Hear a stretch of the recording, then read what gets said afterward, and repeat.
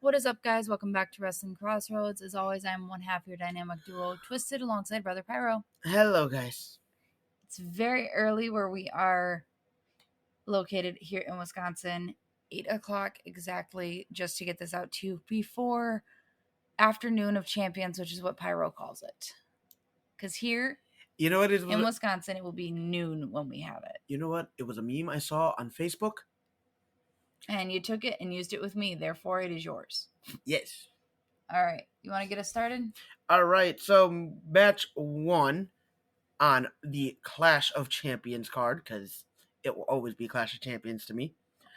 Ali takes on Gunther for the Intercontinental Championship. In my heart, I want to see it be Ali. I really, really, really do, because I think he needs something right now for relevancy purposes, because that man could wrestle his way out of a paper bag and be perfectly fine. Mm-hmm. He's got the talent, he's got the charisma, he's got the skill, he's got it all. And you know, we want to start Gunther focused on bigger and brighter things. What way to kickstart that than by having him drop the title in a place that it makes sense, considering the superstar that he's facing. Yeah. However, in a unanimous decision, you, me, Desario, Flash, Hex, all choose Gunther. Mm-hmm. So I see you have a little fun fact for us, though. So everybody knows I love my fun facts, especially when it comes to titles. And with this being, Night of Champions, Clash of Champions, however you want to call it, this, I love putting out little tidbits for it. So Gunther is currently at 349 days and counting. Only 3 other wrestlers, though, those being Pedro Morales, Don Morocco, and Randy Savage, have held the championship for a continuous reign of more than a year. Meaning any other wrestler that has held this title, the only reason they get over the 365-day mark is because of multiple reigns being combined together. Yeah. These are the only 4 currently to have ever held the title, a continuous amount to go over a year. It's impressive. Mm-hmm. Jumping into our next one, we have the Raw Women's Championship being defended. Bianca Belair takes on Asuka. This is more or less one-sided, with me, Flash, and Hex all choosing Asuka. You and Desario picked Bianca for this one. Mind telling us your reasons? Well, I know my reason is I don't see Bianca dropping the title right now. Okay. Possibly at SummerSlam, maybe. And at that point, it's still a boring title, right? Yes, 100%. But at that point, it'll probably be to somebody that's actually on the Raw brand. Because, you kind of want the Raw Women's title on Raw. You're putting 2 SmackDown superstars right now for the Raw Women's title. True. Desario's whole reasoning, Bianca wins because the only thing that can stop her right now is a bullet. And at this point, that's debatable. All right. Do you want to read the tidbit that I have for this one? All right. Bianca is currently sitting at 416 days plus as Raw Women's Champion. Second woman to ever hold the title for this long of a reign, only to be outdone by Becky Lynch. Actually, Bianca is recently the longest reigning Raw Women's Champion. Well, okay then. Well, if you read the tidbit the way that it's actually written, which is to be spoken, you'd say it correctly. Nah, bite me. After the podcast. Take us into the next one. Becky Lynch versus Trish Stratus. Definitely a coming together of 2 worlds. A battle of past and present. Becky wants to prove that, hey, you're no longer needed. Thanks for, helping us. But we're good now. Yeah. Trish wants to still be the spotlight and wants to show, like, hey, I'm not, just some superstar of yesteryear. I'm not, somebody that you can forget about. And without me, you wouldn't be here anyway. Touche. This will be a very fun match in a battle of generations. Mm-hmm. And this one, myself and Desario picking Trish, you Flash Hex, Becky Lynch. Any reason for any of you on why Becky? Becky is obviously the here, the now. I don't see Trish being around much longer in this time that she's back for, this kind of what was supposed to be originally a one and done, but then, WWE got really creative. I see this being like that match that's just going to end it all. And when Becky takes it on top, it's going to end it. Okay. So, yeah, that's where See, I see there being more to the story, as does Desario. We both definitely think that they could get a little more out of this, possibly culminated at SummerSlam. Okay. Like, really put it away there where you can give it. Because, let's be real, trying to do this in the country of Saudi. Yes. Where segregation is still very much a thing, where women are still not necessarily built as equals or seen as equal. They're not going to get as much time as we know we're going to want them to, and they're not going to be able to. I feel like they won't be able to tell as much of the story to put it away properly. Okay.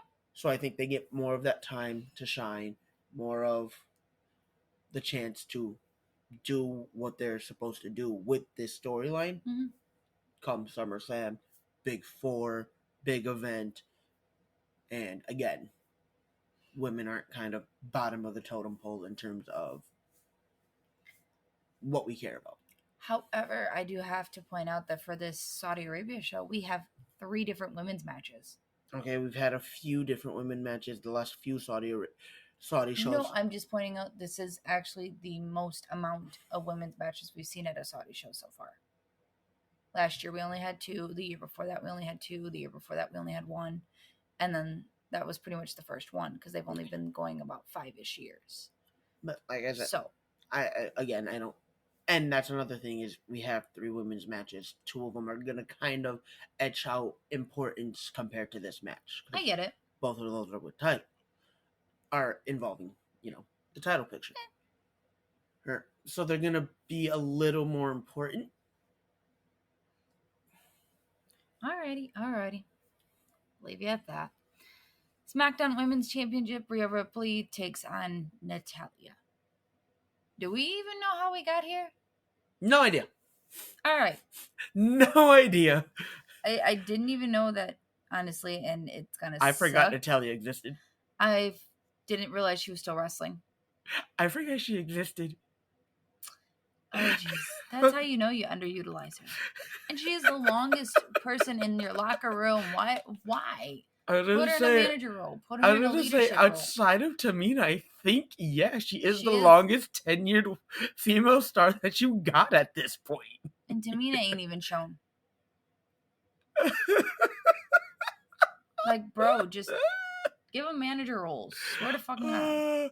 I want to say that Desario's reaction when I texted him, like, yo, I need these predictions. He was like, it's going to be Rhea, because, like, seriously? Natty? Really? Natty? Yep. Really? So, in a unanimous pick, all of us went for Rhea Ripley. Especially because, like, bro, it'd be too soon to take the title off of her anyway. Agreed. I mean, I have nothing else to this. I think we know everybody's reasonings for Rhea to retain. Because Natalya's not relevant. Now, kickstarting our 3 main events. Our 3 co-main events. I don't know why we have 3. Our triple main event night? Yeah, well, day for us here. Take us into this one. Undisputed tag team champions Kevin Owens and Sami Zayn. Yes, you heard that correctly. Kevin Owens and Sami Zayn are in Saudi for this event. Thank you, politics of the world, for working yourselves out to let this be a thing. Because for anybody that doesn't know, Saudi and the country of Syria really did not like each other. Sami Zayn being of Syrian descent, was just straight up told, "You are not allowed in our country. We will kill you otherwise." Straight up unalive your ass. And out of respect to his best friend and one of his greatest rivals throughout his career, Kevin Owens took a stand and was like, "I will never go. And I'm not going until he is allowed." They worked out their political issues. Saw a meme actually this morning, was like, Syria working out their beef with Saudi Arabia. We'll work this out with you under one condition. That one condition, Sami Zayn is allowed to perform. We're getting that. Thank you, Jesus. Thank you, wrestling gods. Because think about it. Last time they were there, all the country did was chant, "We want Sammy." Mm-hmm. You know how Sammy became the biggest thing there. Sammy became the biggest part of the Bloodline storyline. How you get an entire country that you are not allowed in to chant for you, and you're not even in that country. The only other person that I think was ever this over was Antonio Inoki, who had his face on another country's money. But anyway, Keep saying that, and they might do that for Sami Zayn. At this point, if they did it, I might go to Saudi just to get me some money. I want Sami Zayn's face on money would be awesome. Anyway, onward to the match that they are going to have. Who are they facing? For the Unified Tag Team Championships, they defend against the Bloodlines, Solo Sikoa, and your WWE Undisputed Universal Champion, Roman Reigns, who as of today, as of this moment, as we are speaking right now, is at 100 days as champion. 1,000 days. I am sorry. I cannot speak. That's how you know I haven't slept. Sorry. 1,000 days as champion. That's impressive. I'm so broken over the fact that you just called it 100 days. Shut up. I corrected myself. And he's at over a year with the WWE Championship. Shut up. Because you know what? Yeah, how many times have I caught you brain farting on this podcast? Less times than you. Shut up. Shut up. Because you still do it. I don't word vomit. Shut up. You still do it. I don't word vomit. Now let's talk about how we got here. So, Sami Zayn, part of the Bloodline. Really fun. Really great.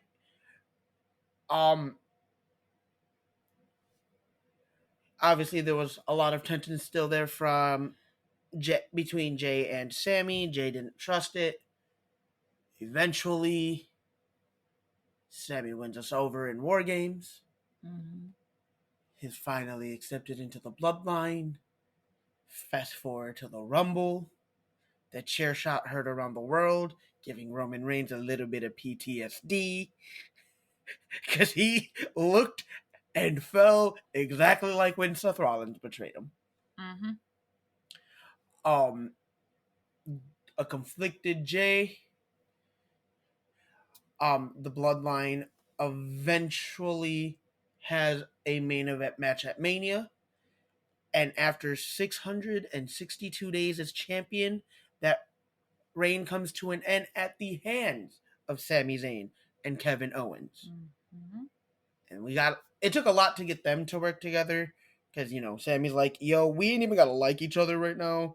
But you and I have a common enemy in Roman Reigns and Bloodline. The enemy of my enemy is my friend. It works when at one point you were best friends anyway, so it kind of helps ease your way in there.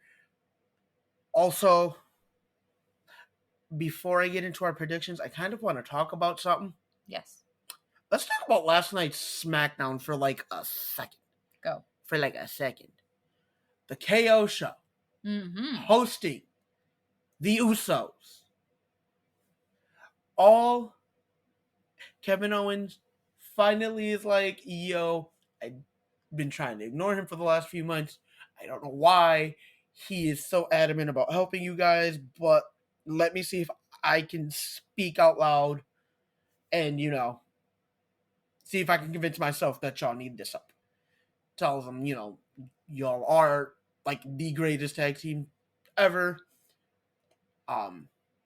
You guys really are being misused and mistreated and and abused, Everything. all for Roman's benefit. He doesn't actually appreciate you, this, that, and the third.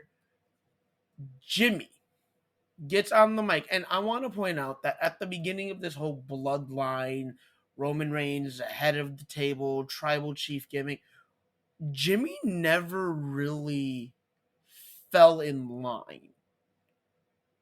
Like if you remember way back when, Yes, he never truly fell in line like Jay did, which granted his took a lot of. He didn't fall in line. His took a lot of beatings, whereas Jimmy was like, "Dude, I'm trying to save my brother. Let me all right, I got you. I'll do it. Solo did it with no hesitation. Yeah. Jay, no hesitation and abuse. I would say Jay was all abuse. Jimmy was like, I'll do it. Jimmy had a lot of hesitation to start this whole thing, so you knew the tension was there, and at some point we're gonna see Jimmy and Roman collide, because it's going to happen. Mm-hmm. But let's talk about how Jimmy is like, yeah, no, we are the greatest tag team in the history of the world, basically. We are the greatest tag team ever. Mm-hmm. And when it comes to tag teams, he calls himself the tribal chief. When Jimmy acknowledged himself as tribal chief, referred to himself as the tribal chief, I want to point out Heyman's facial expression while standing on the ring apron was absolutely priceless. That's going to come back to bite him in the ass, though. Mm-hmm. But now, Bloodline, Owens and Zayn, unanimous pick once again, KO Sami Zayn, walk out of Saudi, unified tag team champions. Continuing their reign, because again, one, it'd be too soon, and two, no. The rumors are true. And two, no. Roman does not need another fucking title. No. Anyway, that was going to be my third point if you would have let me go. So fine. Two, no, Roman don't need another title, because he's greedy already, and really he should be defending his title right now, not competing for a different one. Point three, if the rumors are true, we are going to be in for a real treat come SummerSlam. So again, assuming those rumors are true and we get them off. Please. All right. Take us into the next of our three main events. Cody Rhodes versus Brock Lesnar. Now, on this side, majority picked Cody, whereas you and Desario picked Brock. Your reasonings being, I'm assuming, because Cody is currently injured. All right, so mine is, yes, Cody being injured, I think. Brock looks at that, takes advantage. And it's a pretty quick match, I'm assuming. See, Desario doesn't think it's going to be a quick match. Desario has Brock with them, having the rubber match at SummerSlam. Okay. Which is another reason I picked Brock, is, rubber match at SummerSlam. He also does feel that Cody is going to have a chance to, really look good when it comes to all of this. But Brock ultimately picking up the win. Mm-hmm. I think, Lesnar takes advantage of the injury, puts him to bed, washes his hand, because, Lesnar is very much the I don't get paid by the hour, I get paid by the match. Yeah. Walk in, do damage, because that's what he does, and leave. SummerSlam comes around, we get the rubber match, we get Cody, finale win, Great, good, great, grand, wonderful. Now you continue him on the quest of championship gold. Yes. I specifically chose my pick for Cody Rhodes because I think Triple H is going to screw him out of this win. So that's my prediction. And obviously, we know Flash's is just because It's Cody Rhodes. it's Cody Rhodes. He likes the Cody. So, take us into our very last main event that ends off our podcast. All right. We have the return of a title that we haven't seen in 10 years. I want to point out that this title is not a reintroduction, it is not anything new. It is literally just picking up where the last one left off. So the winner of this match will be etched into the name of previous World Heavyweight Championship winners. Okay. So, like, that list will continue with whoever wins here. It doesn't, get a whole new start. Well, it is. They are technically still calling it an inaugural match, which goes with my little tidbit that I put on. So. Oh, the fact that Seth Rollins has been involved with now 3 inaugural title matches: NXT, Universal, World Heavyweight Championship. All 3 against amazing opponents, by the way. Pyro, I am going to say real quick, podcast-wise, I'm going to leave this to you. I hear baby Crossroads, and I do have to go help. Go take care. I will be back, go guys. Be a mom.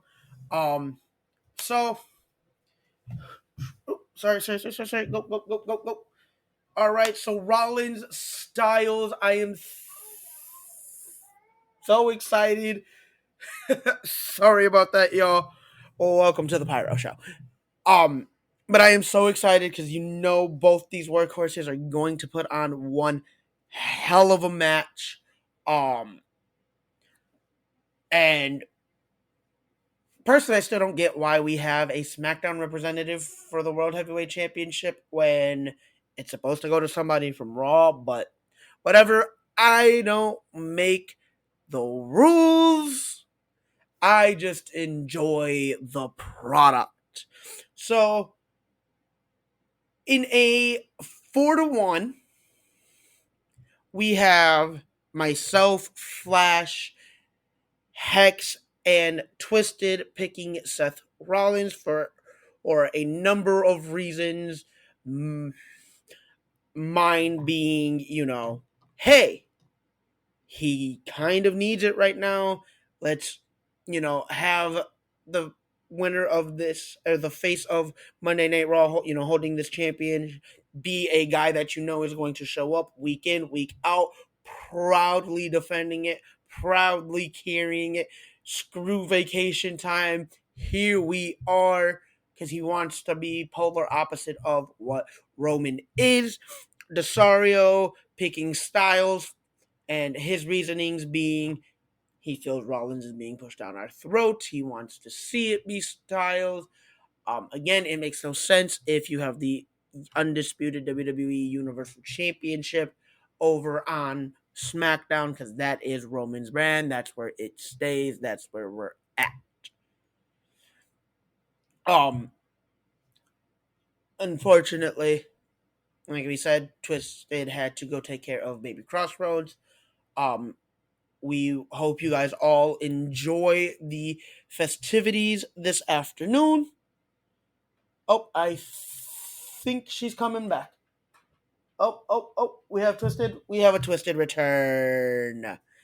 We are all good. Baby Crossroads is all good and happy. All right, cool. What was his problem? He just woke up from his nap. So he just woke up with child violence. Per usual. Yep. All right, so we have gotten through everybody's reasonings and picks. All right. So that ends us out. That does end us out.